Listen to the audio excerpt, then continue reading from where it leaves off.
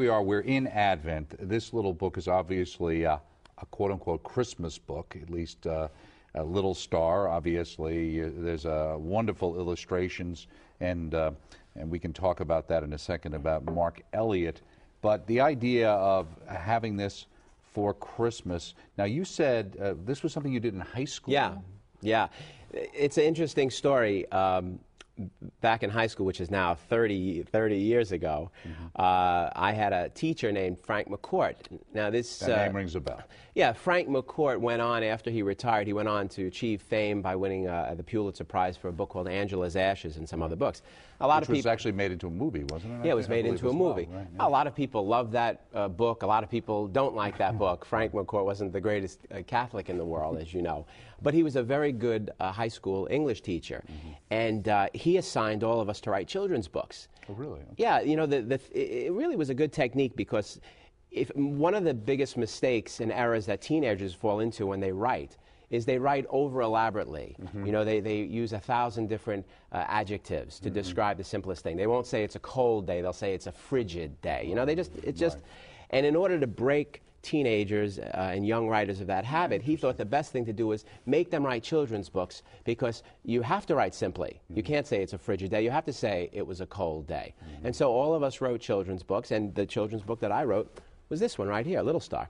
I mean, the story obviously ties into Christmas, because you're assuming that the little star somewhere along the line is related to the Christmas star. He is the Christmas star. The point of the story is that Little Star is the smallest star, and I don't mind giving the story away, right? because it's for children. I don't assume too many children are watching this interview. No, not unless their parents are forcing them to. So Little Star is the smallest star in the heavens, and he's ignored by all the other stars.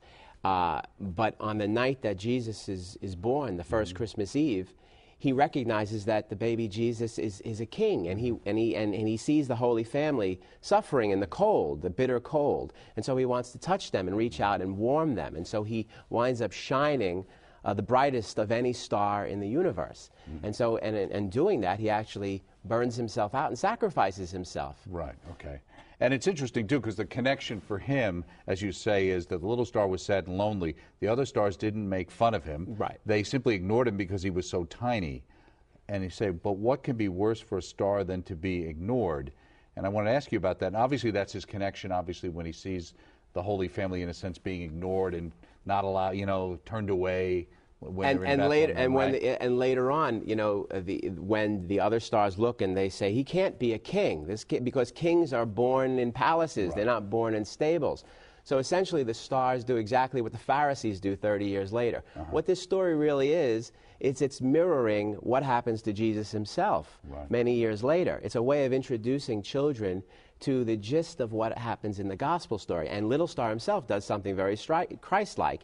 He sacrifices himself so that the Holy Family could be warm. So it's really a story of sacrificial and he's actually warned love. about that by the other stars, who say, you're burning too brightly, you're going to burn yourself out. Yes, and he does anyway. He gives himself up. He gives every bit of himself. So the story is about the meaning of love, which is, you know, sacrificial self-giving, which is exactly what Jesus came to teach us.